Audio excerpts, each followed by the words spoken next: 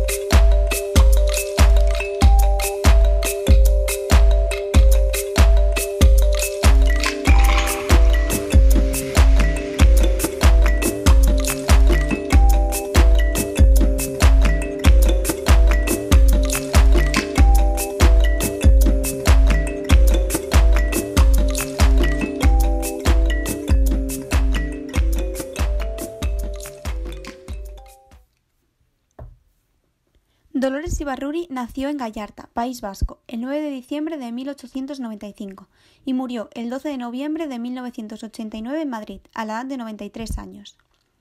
A pesar de ser conocida como Dolores, en realidad su nombre al nacer fue Isidora. Nacida en una familia de origen humilde, vivía con su padre y su madre y era la octava de 11 hermanos y hermanas. Podemos ver que su procedencia era humilde, ya que su padre, Antonio Ibárruri, se dedicaba al negocio de la minería. Sabemos que la ideología de su padre era carlista y, por tanto, Dolores Ibárruri se crió en el seno de una familia católica y tradicional. A causa de su situación económica, el año 1910, a la edad de 15 años, se vio obligada a abandonar los estudios y con eso abandonar su sueño de ser maestra, para así entrar en la Academia de Corte y Confección, lo que le permitió encontrar su primer trabajo como costurera. En 1916 contrajo matrimonio con un minero socialista llamado Julián Ruiz Gaviña, con el que tuvo 6 hijos y estuvo casada durante 17 años. Gracias a su matrimonio y a su afición con la lectura, Dolores Ibárruri comenzó a adquirir conocimientos sobre el marxismo, los cuales hicieron cuestionarse toda su educación tradicional.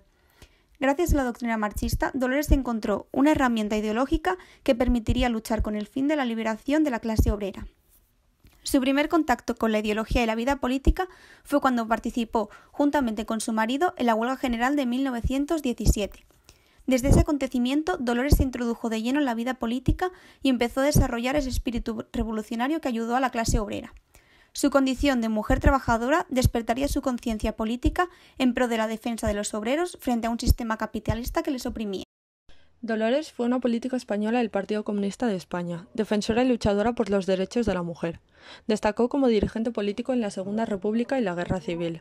Inició su carrera política gracias a la condición de líder minero de su marido. Fue iniciada en 1918 a raíz de la publicación del primer artículo bajo el seudónimo de La Pasionaria. Formó parte de la agrupación socialista local de Somorrostro. A la edad de 22 años adquirió un papel más relevante dentro de la política, y fue entonces cuando, lejos de identificarse con el prototipo de la mujer de su época, se negó a verse relegada al cuidado de su prole, la cocina y los fogones. Decidió que no quería quedarse en casa. Fue entonces cuando le comunicó a su marido su decisión. Ya no habrá más hijos, y a partir de ese momento su familia pasó a ser proletaria del mundo. En 1920 participó en la fundación del Partido Comunista Español y entró en el Comité Provincial de Vizcaya. En 1930 se incorporó al Comité Central del PCE, Partido Comunista Español, y tan solo un año después se trasladó a Madrid para trabajar en el periódico Mundo Obrero que pertenecía al partido. Durante este periodo de su vida ingresó varias veces a la cárcel. A pesar de que no se sabe bien la razón por la que lo hizo, muchos son los que dicen que fue debido a los discursos que pronunciaba. En 1933 impulsó la creación de la Asociación de Mujeres Antifascistas. Esta agrupación se convirtió en una de las más importantes de la época. A lo largo de su carrera política destacó como oradora, alentando a las mujeres a pasar de la acción combatiendo el machismo de la época. En 1936, Dolores fue elegida diputada del PCE por Asturias. Durante la Guerra Civil fue conocida por ser una oradora poderosa.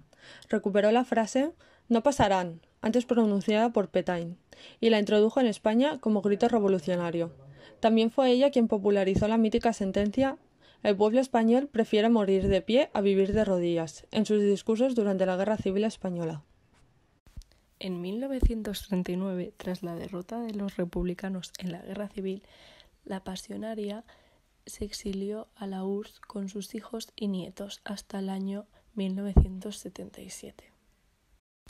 En 1942, tras la muerte de José Díaz Ramos, secretario general del Partido Comunista Español, la Internacional Comunista la eligió para ocupar el puesto. Este nombramiento no estuvo exento de polémica debido a la relación que mantenía con Francisco Antón, 17 años menor que la pasionaria y uno de los dirigentes del partido en Madrid. Por lo tanto, no fue bien visto por los miembros del partido.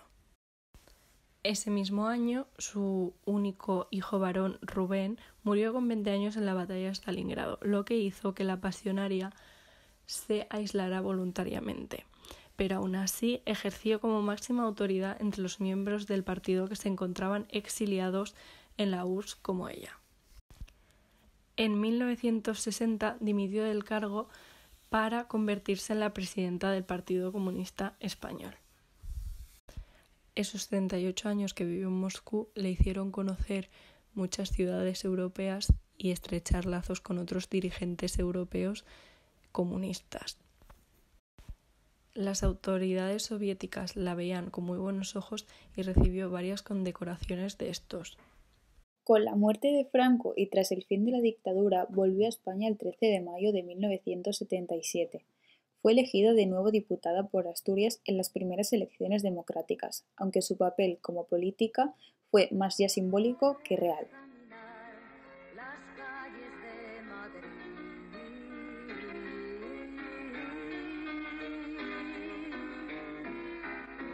¿Quién te puede negar si el tiempo transcurrido confirmó que esto no daba más, golpeando contra el muro?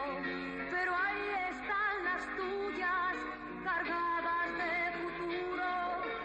Sí, veremos a Dolores caminar las calles de Madrid.